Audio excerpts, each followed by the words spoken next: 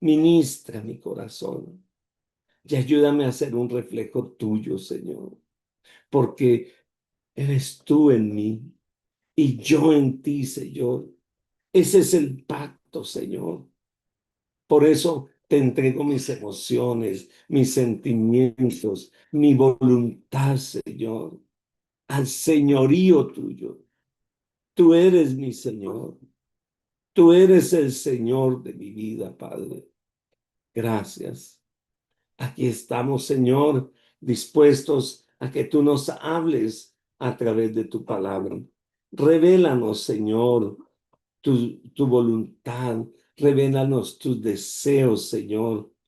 Gracias, Espíritu Santo. Gracias, Señor, esta mañana. En el nombre de Jesús. Gloria a Dios. Gloria al Señor. Dios les bendiga una vez más. Bendiciones. Hoy empezamos una vez más estudiando la palabra, disfrutándola. Alabado el nombre del Señor.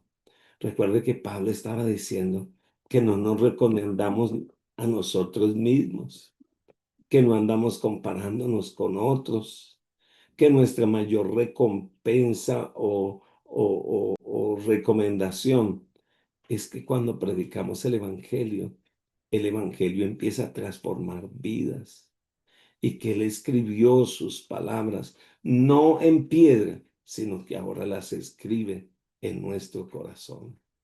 Alabado el nombre del Señor para siempre. Volvamos, por favor, ahí a segunda de Corintios, por favor. Y estamos allí y nos vamos a ir a leer, por favor, lo que la Escritura nos dice. Déjeme yo ubico aquí mi, mi, mi Biblia aquí electrónica. Un momento, por favor, que se me fue de aquí. Un momento, ya la tengo. 2 segundos. Aquí estoy ya. Un momento. Alabamos el nombre del Señor, ¿verdad?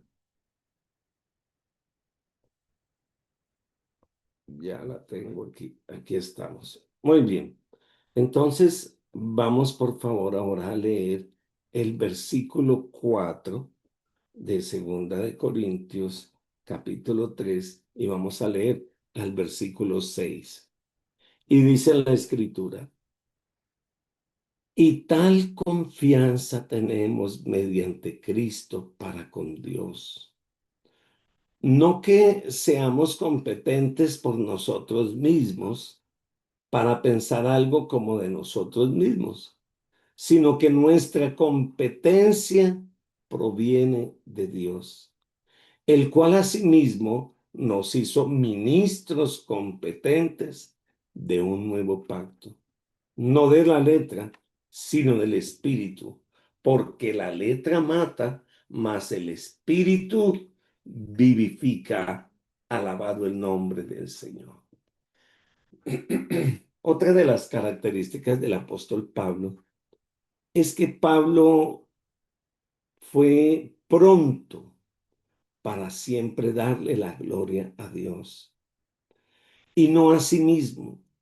Su confianza estaba puesta en Dios, en la suficiencia de Dios, no en la suficiencia de él mismo. Pablo era un hombre brillante, bien educado, sin embargo, no dependía de sí mismo, dependía del Señor. Otra de las características de los legalistas, por supuesto, le decían a la gente que cualquier persona podía obedecer la ley y llegar a ser espiritual. Un ministerio legalista tiene una manera de inflamar el ego de la gente cuando se hace énfasis en las obras, Entre más obras tengas, entre más santo seas, pues mejor cristiano eres. Pero ¿sabe cuando nosotros hablamos de la gracia de Dios? Hay que decirle a la gente que son pecadores, que son perdidos y que no pueden salvarse a sí mismos. Esa es la verdad. No se pueden salvar a sí mismos. ¿Sabe? Le preguntaron a un legalista, ¿usted por qué tiene Dios que dejarlo ser salvo? ¿Por qué lo tiene que dejar entrar al cielo? Y él contestó, bueno, porque yo he cumplido un poco más del 90% de la ley. Yo soy muy bueno. Yo me lo merezco. Bueno, muy bien. Pero le preguntaron a un hermanito que simplemente puso su confianza en el Señor. Venga, ¿a usted por qué lo tienen que dejar entrar? Dijo, la verdad, a mí no me deberían dejar entrar, porque yo soy pecador, porque yo no he sido justo delante de Dios, porque mi pecado siempre está delante de mis ojos, pero me van a dejar entrar por la obra que hizo Cristo en la cruz del Calvario, porque Él pagó por mí, porque Él es el justo, porque Él es el que no peca y porque ahora yo estoy en Él y Él está en mí. Oiga, qué maravilla. El testimonio de Pablo era, sí, hemos hecho esto, pero por la gracia de Dios soy lo que soy. Hemos predicado, sí, pero por la gracia de Dios. Alabado el nombre del Señor para siempre. Así que mi querido amigo y hermano, nadie es suficiente en sí mismo para ministrar a los corazones de las personas. Nadie. No hay predicador, no hay predicación, no hay disertación de la palabra que pueda ministrar las personas. El que lo hace es el Espíritu Santo a través del poder de la palabra. Por eso, la suficiencia no es nuestra. La suficiencia es del Señor y esa proviene solamente de Dios.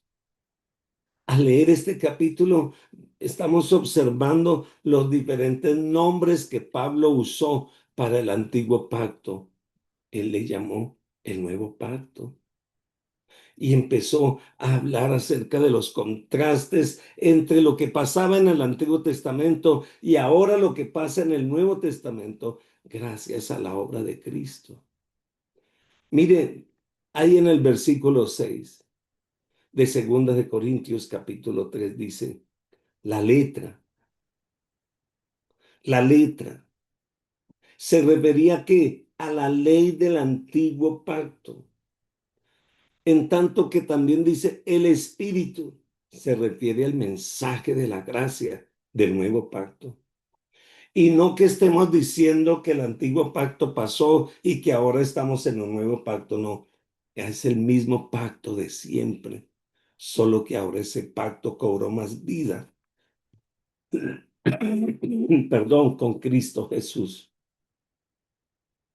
Pablo estaba presentando allí dos maneras, dos interpretaciones.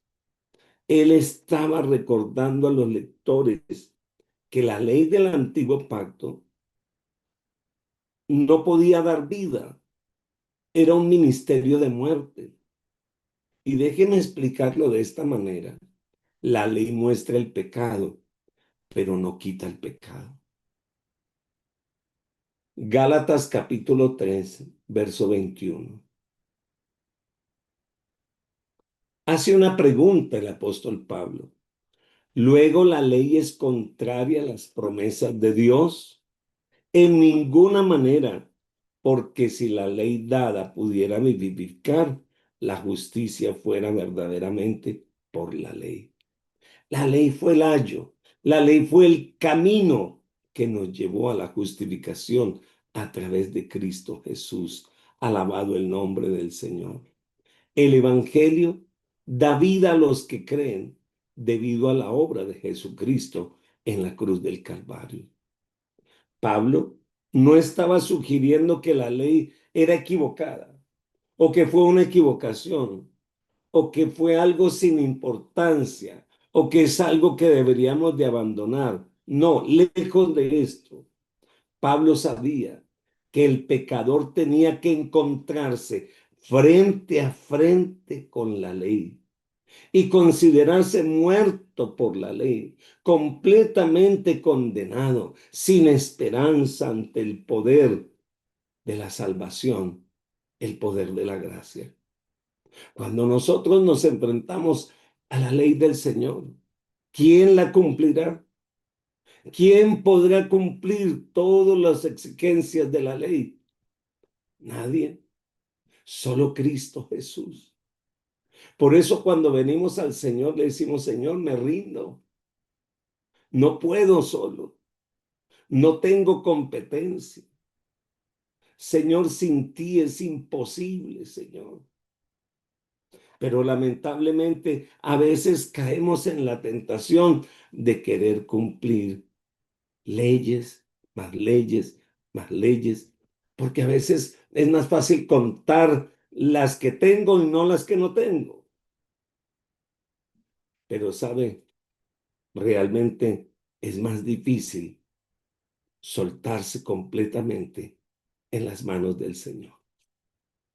Porque siempre vamos a intentar querer ayudar, siempre vamos a querer mostrar y contar nuestros logros. Juan el Bautista vino con un mensaje de juicio, preparando el camino para Jesús, el camino de la gracia salvadora. Juan empezó a predicar: arrepentidos y convertidos, pues el reino de los cielos ha llegado. Predicaba ordinariamente, decían muchos. Era fuerte para predicar, pero ¿sabe qué estaba haciendo? Trayendo un bautismo de arrepentimiento. Pero luego el Señor vino y trajo un bautismo de salvación. Pero no puede haber salvación si primero no hay arrepentimiento. Un ministerio legalista solo trae muerte. Los predicadores que se especializan en leyes, en regulaciones, mantienen a sus congregaciones bajo un lumbre de culpa. Y eso mata el gozo, eso mata el poder, el testimonio eficaz de Cristo. Pero los creyentes que están constantemente también midiéndose mutuamente. Yo soy más santo que tú y tú eres menos santo que yo. Ay, pero allá hay otro más santo que yo. Y empezamos a medirnos por nuestros logros, por nuestras oraciones, por nuestras visitas a los enfermos o tal vez por nuestras actividades en la iglesia. A veces se comparan resultados. Una de las cosas regularcitas, por no decir malvadas, cuando nos reunimos los pastores es que nunca decimos: ¿y qué ha hablado el Señor a tu corazón? ¿Qué es la paz? Sino, ¿y tú cuántos tienes? ¿Y cuáles son tus programas? ¿Y cuántos edificios construiste? ¿Por qué la tentación es empezar a compararnos y a presentar resultados y compartiendo unos con otros? Pronto descubran que están dependiendo de la carne y no del poder del Espíritu. Es vergonzoso. Jamás hubo una norma que pudiera transformar la vida de una persona. Y eso incluye los 10 mandamientos. Porque fue solo la gracia de Dios, ministrada por el Espíritu Santo, que puede transformar a los pecadores, que puede levantar al caído, que puede convertir a una persona en una carta abierta que glorifique a Cristo Jesús. Porque cuando nosotros nos dedicamos solo a cumplir normas, nos terminamos decepcionando porque nunca las cumpliremos todas. Siempre nos va a faltar alguna. La doctrina de Pablo del nuevo pacto no era algo que él había inventado para esa ocasión. No, Pablo había inquirido en las escrituras de manera profunda y él había leído y el Señor le había revelado esta palabra. Seguro leyó Jeremías. Mire lo que dice Jeremías, capítulo 31, verso 27.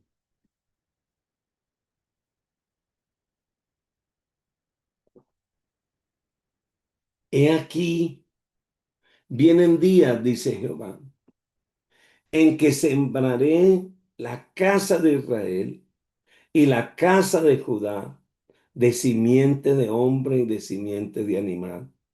Y así como tuve cuidado de ellos para arrancar y derribar y trastornar y perder y afligir, tendré cuidado con ellos para edificar y plantar, dice Jehová. En aquellos días no dirán más, los padres comieron las uvas agrias y los dientes de los hijos tienen la dentera, sino que cada cual morirá por su propia maldad. Los dientes de todo hombre que comiere las uvas agrias tendrán la dentera. Y aquí que vienen días, dice Jehová, en los cuales haré nuevo pacto con la casa de Israel y con la casa de Judea. No como el pacto que hice con sus padres el día que tomé su mano para sacarlos de la tierra de Egipto, porque ellos invalidaron mi pacto, aunque fui yo un marido para ellos, dice Jehová. Pero este es el pacto que haré con la casa de Israel después de aquellos días, dice Jehová. Daré mi ley en su mente y la escribiré en su corazón. Y yo seré a ellos por Dios y ellos me serán por pueblo. Y no enseñará más ninguno a su prójimo ni ninguno a su hermano diciendo, conoce a Jehová, porque todos me conocerán, desde el más pequeño de ellos hasta el más grande, dice Jehová, porque perdonaré la maldad de ellos y no me acordaré más de su pecado. ¿Sabe? Ese es el nuevo pacto. Tú en él y él en ti. Él poniendo sus leyes en nuestros corazones, hablando dentro de nosotros cuando dice, ya no habrá quien más le enseñe. No es que no podamos escuchar palabra, no que no tengamos necesidad, pero quien va a convencer allá adentro es el Espíritu Santo. Para eso nos fue dado el Espíritu Santo, para enseñarnos, para compartirnos, para edificarnos con su palabra. Mire lo que dice Ezequiel capítulo 11. Nuevamente, por favor. Ezequiel capítulo 11, verso 14 al verso 29. Y vino a mí palabra de Jehová diciendo, Hijo de hombre, tus hermanos los hombres de tu parentesco y toda la casa de Israel, todas ellas son aquellos a quienes dijeron los moradores de Jerusalén, alejaos de Jehová.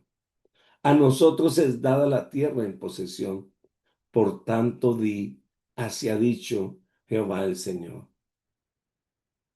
Aunque les he arrojado lejos entre las naciones y les he esparcido por las tierras, con todo eso les seré por un pequeño santuario en las tierras donde lleguen.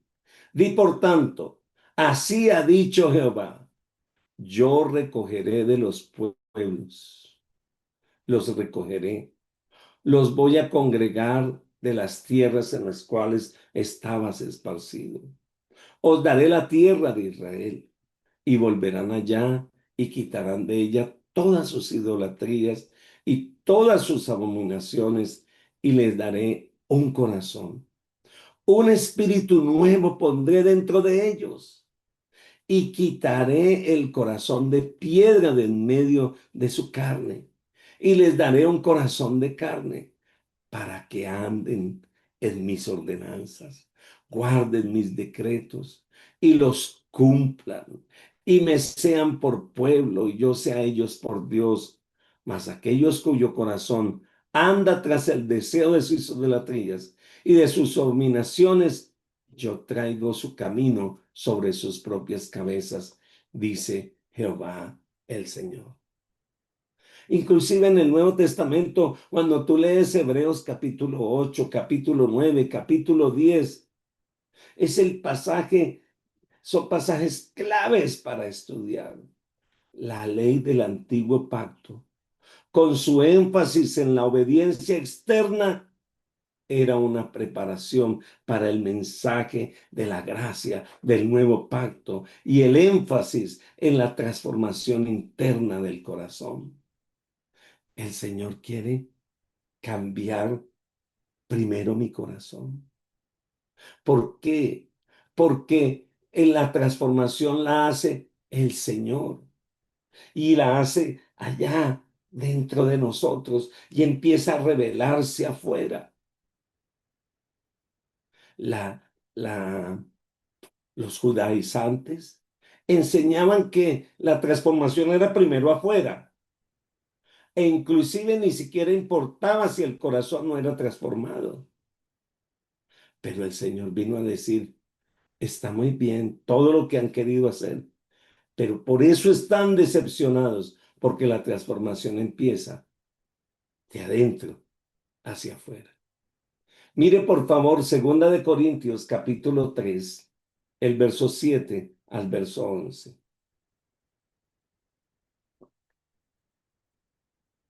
Y está hablando de la ley aquí, dice, versículo 7. Y si el ministerio de muerte grabado con letras en piedra fue con gloria, estamos hablando de la ley. Por tanto que los hijos de Israel no pudieron fijar la vista en el rostro de Moisés a causa de la gloria de su rostro, la cual había de perecer. ¿Cómo no será más bien con gloria el ministerio del Espíritu? Porque si el ministerio de condenación fue con gloria, mucho más abundará en gloria el ministerio de la justificación. Porque aún lo que fue glorioso no es glorioso en este respecto, en comparación con la gloria más eminente. Porque si lo que perece tuvo gloria, mucho más gloria será lo que permanece. Alabado el nombre del Señor. Este párrafo es el corazón del capítulo y debemos estudiarlo, alabado el nombre del Señor, y lo vamos a comparar. Mire, comparémoslo con Éxodo, el capítulo 34. Todavía tengo tiempo y leamos del verso 29 al verso 35. Cuando se trajeron las leyes, Moisés subió y se enfrentó a la gloria de Dios. Con gloria fue puestas las leyes escritas en piedra y el pueblo no resistía esa gloria. Pero esa gloria pasó, pero la nuestra permanece y tenemos que darle gloria a ella. Y mire lo que dice el verso 29. Y aconteció que descendiendo Moisés del monte Sinaí, con las dos tablas del testimonio en su mano, al descender del monte no sabía Moisés que la piel de su rostro resplandecía, después de que hubo hablado con Dios. Y Aarón y todos los hijos de Israel miraron a Moisés, y aquí que la piel de su rostro era resplandeciente, y tuvieron miedo de acercarse a él. Entonces Moisés los llamó, y Aarón y todos los príncipes de la congregación volvieron a él, y Moisés les habló. Después se acercaron todos los hijos de Israel, a los cuales mandó todo lo que Jehová había dicho en el monte Sinaí. Y cuando acabó Moisés de hablar con ellos, puso un velo sobre su rostro. Cuando venía Moisés delante de Jehová para hablar con él, se quitaba el velo hasta que salía. Y saliendo, decía a los hijos de Israel lo que le era mandado. Al mirar los hijos de Israel el rostro de Moisés, veían que la piel de su rostro era resplandeciente, y volvía Moisés a poner el velo sobre su rostro hasta que entraba a hablar con Dios. Pablo nunca negó la gloria de la ley del antiguo pacto, porque en la emisión de la ley y en la emisión de los mandamientos del Señor, alabado el nombre de Dios, hay gloria. Lo que afirmó, sin embargo, era que la gloria del antiguo pacto era una gloria pasajera, hasta que viniera la gloria eterna. Alabado el nombre del Señor. Pues tarde o temprano el rostro de Moisés dejó de resplandecer. Resplandeció por un tiempo. Esto significa que las leyes del Antiguo Testamento tuvieron una gloria, pero que ahora hay una mayor gloria, y es la gloria de Dios a través del Espíritu Santo, que pone sus leyes ya no en piedra, sino las pone en nuestro corazón, y Él mismo nos ayuda a llevarlas a cabo. Alabado el nombre de Dios. Las leyes del Antiguo Testamento les enseñaban a vestirse, a hablar, a hacer el culto, a todas estas cosas externas. Pero ahora viene una ley más poderosa, y es la ley del Espíritu, que transforma allá adentro, que cambia allá adentro y se hace una realidad en nuestra vida. Alabado el nombre del Señor para siempre. Entonces, ¿cómo es esto? La gloria del nuevo pacto significa vida espiritual y no muerte. Cuando Moisés descendió del monte, después de haber conversado con Dios, su rostro brillaba con la gloria de Dios. Eso fue una parte de la gloria emitida por el Señor a través de la ley. Y ciertamente el pueblo quedó impresionado. El pueblo no podía verle. Pero sabe una cosa, un día su rostro volvió a la normalidad. Pero ahora la gloria de Dios, puesta a través de la gracia y a través de la ley del Señor, ya no escrita ya, sino en nuestros corazones, produce una gloria eterna y una gloria de vida. La gloria de la ley decía que la paga del pecado es muerte, pero la gloria de la gracia del Señor dice, pero la dádiva de Dios es salvación y vida eterna. Alabado el nombre del Señor. A muchos les encanta magnificar las debilidades, magnificar todas estas cosas, pero la gracia magnifica el poder de Dios, el poder del Señor. Así que el poder del Señor es el que está ministrando en su vida.